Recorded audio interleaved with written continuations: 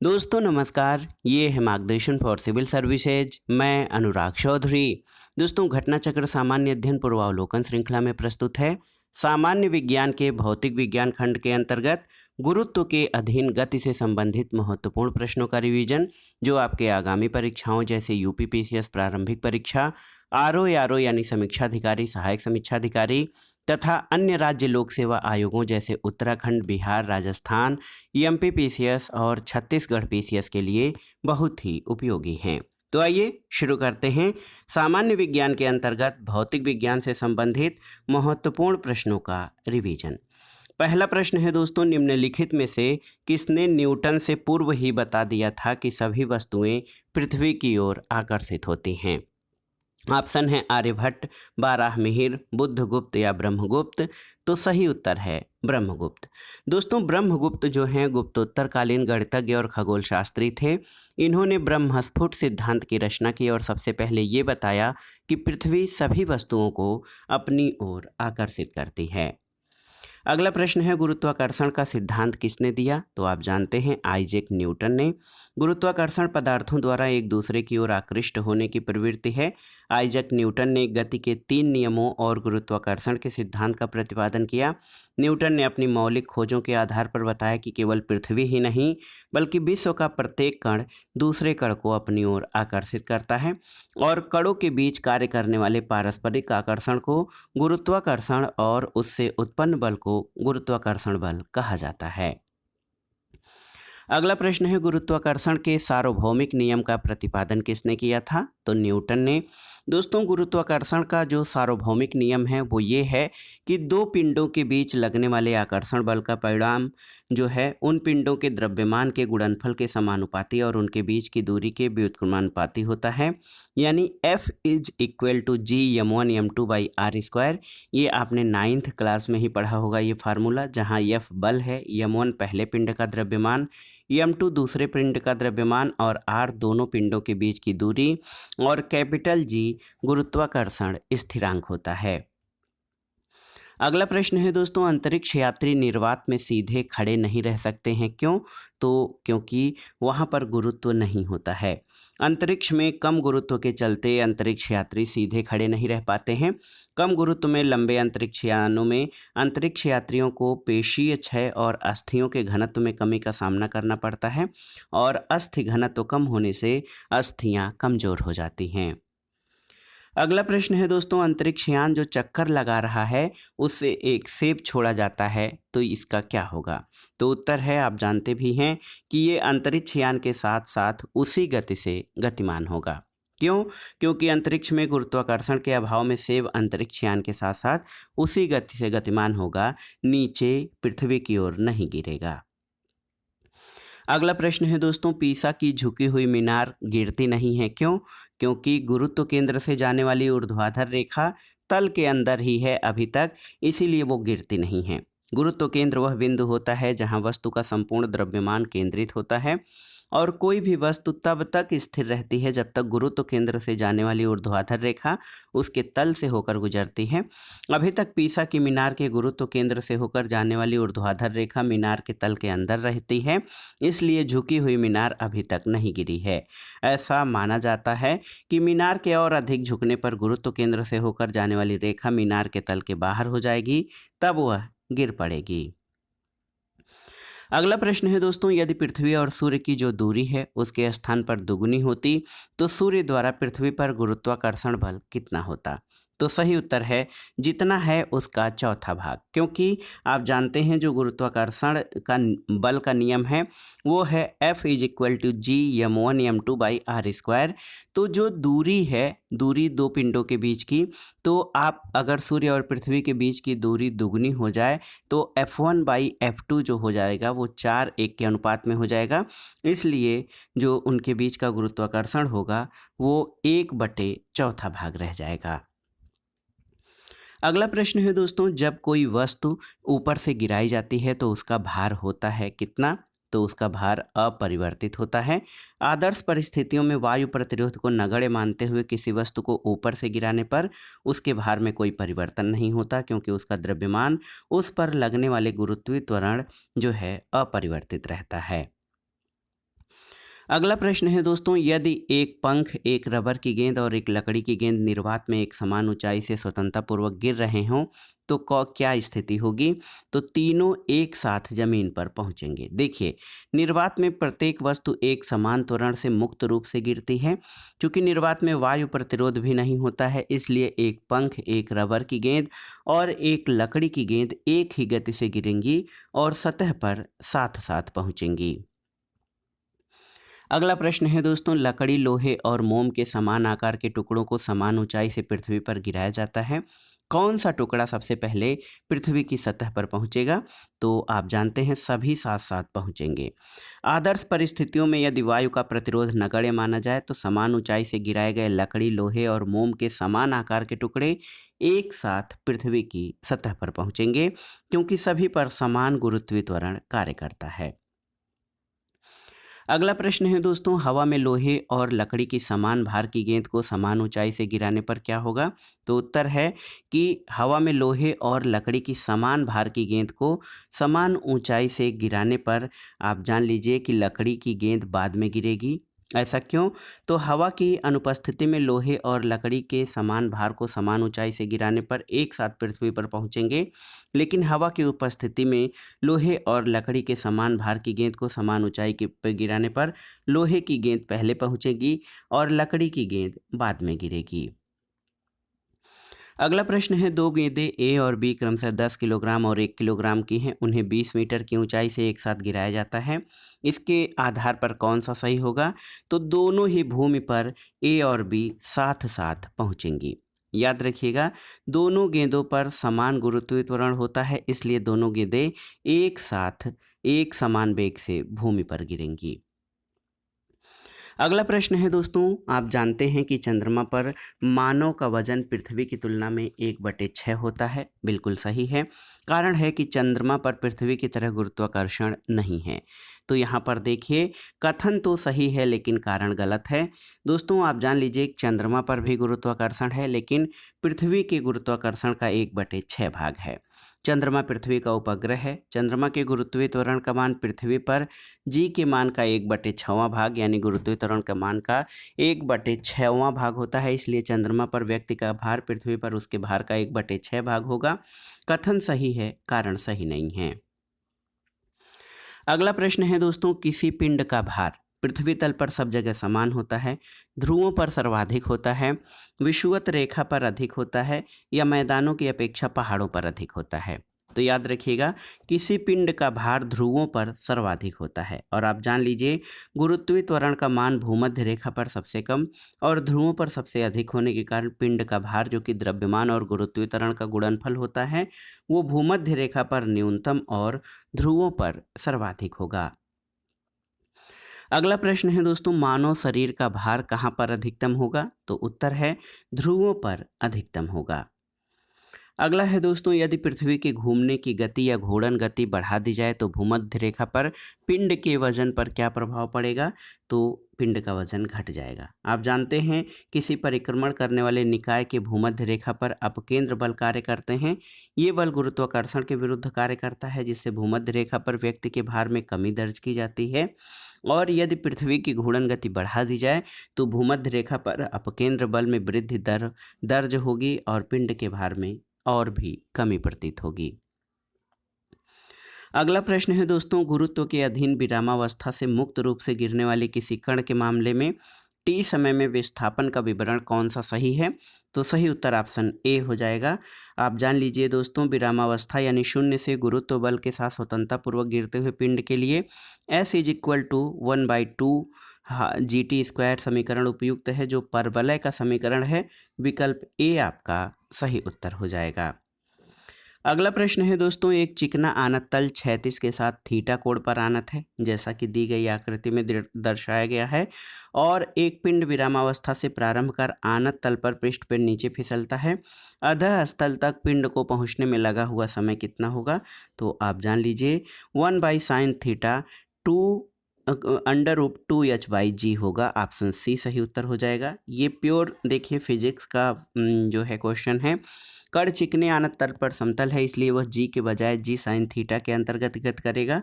और कण विरामावस्था से गति प्रारंभ करता है तो प्रारंभिक गति उसकी 0 हो जाएगी।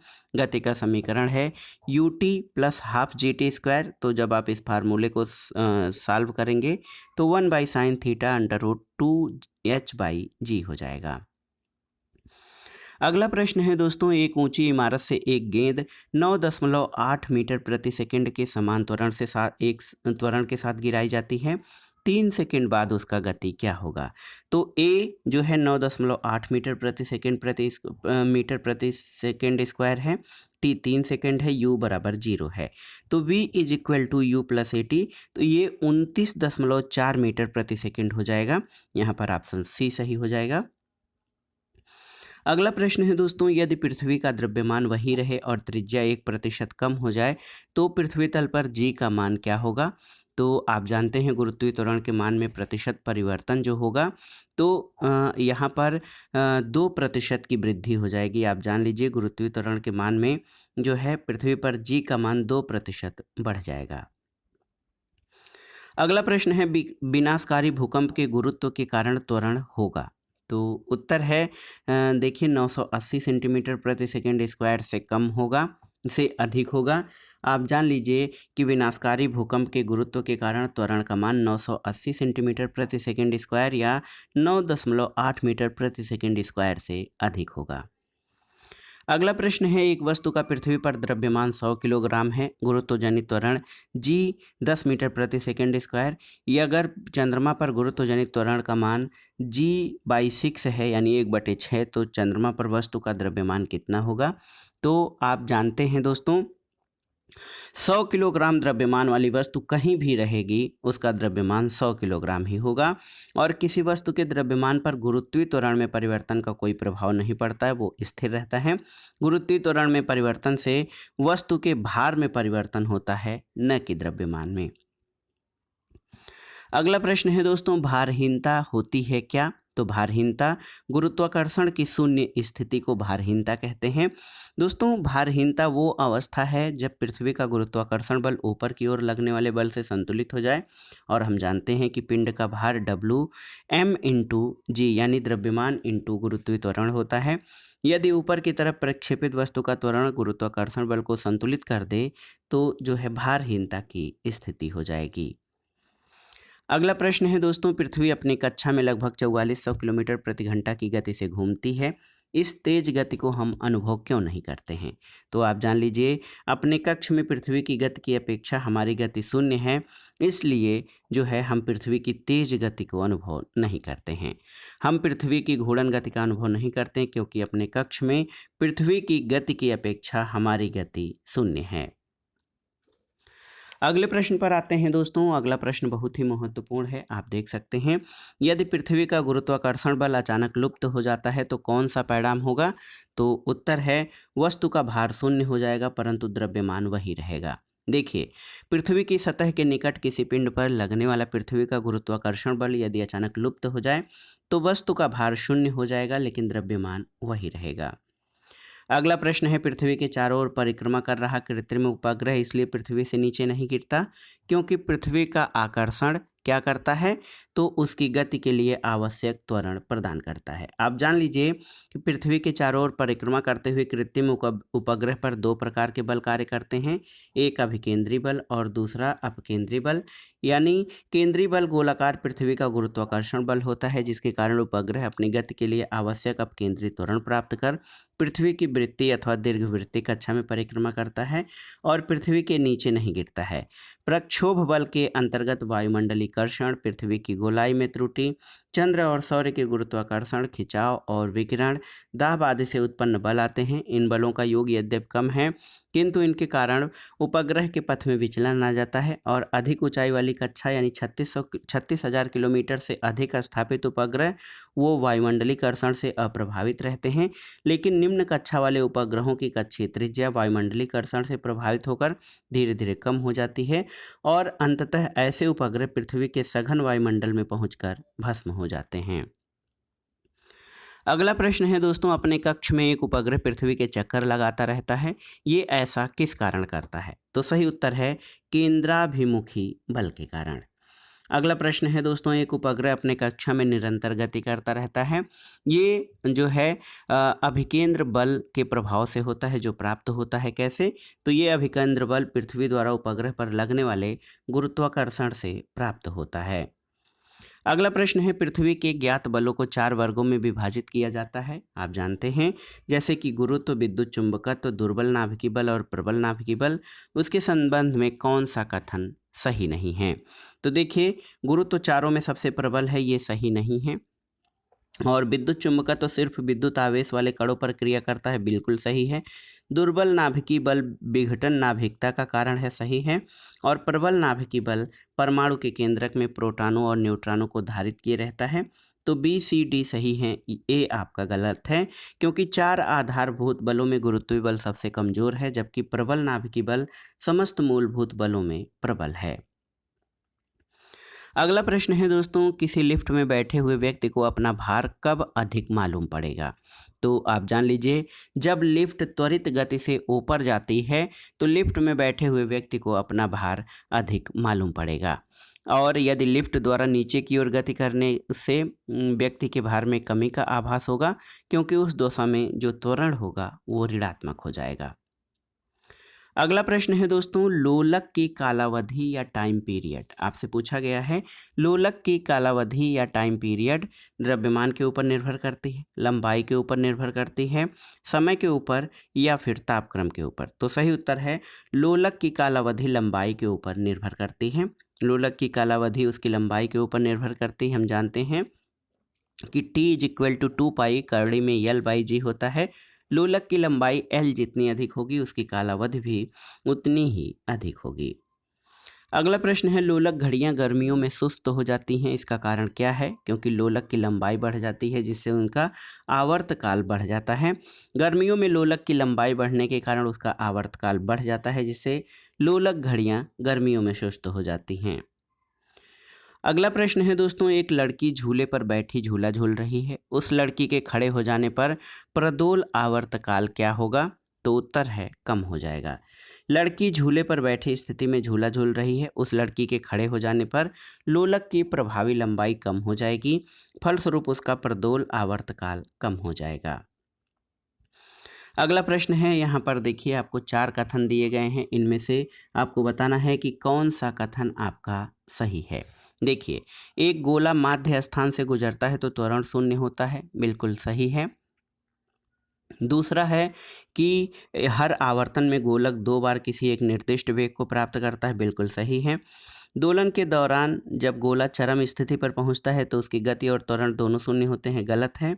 और सामान्य दोलक का दोलन आयाम समय के साथ साथ कम होता जाता है, बिल्कुल सही है। 1, 2 और 4 आपके सही हैं। दोस्तों आप जान लीजिए, सरल आवर्त गति करने वाला पिंड जब अपनी मध्यमान स्थिति से गुजरता है तो उस पर कोई बल कार्य नहीं करता, त्वरण शून्य होता है, वेग अधिकतम होता है, गतिज ऊर्जा अधिकतम होती है, स्थितिज ऊर्जा शून्य होती है।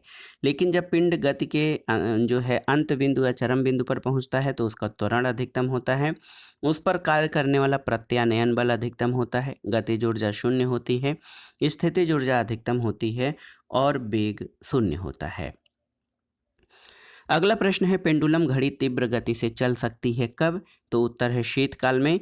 दोस्तों पेंडुलम या लोलक घड़ी शीतकाल में तेज गति से चलती है, क्योंकि इसका आवर्तपथ आवर्तकाल घट जाता है, जबकि ग्रीष्मकाल में इसका आवर्तपथ और आवर्तकाल बढ़ जाता है, जिसके फलस्वरूप पेंडुलम घड़ी ग्रीष्मकाल में धीरे चलती है और सुस्त हो जाती है, जबकि ठंडी में वो तेज हो जाती है।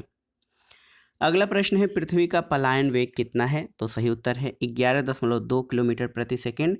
और आप जान लीजिए, पलायन वेग वह न्यूनतम वेग है जिससे किसी पिंड को ऊपर की ओर फेंके जाने पर वह पृथ्वी के गुरुत्वीय क्षेत्र को पार कर जाता है और पृथ्वी पर वापस नहीं आता है। पृथ्वी का पलायन वेग 11.2 किलोमीटर प्रति सेकंड है।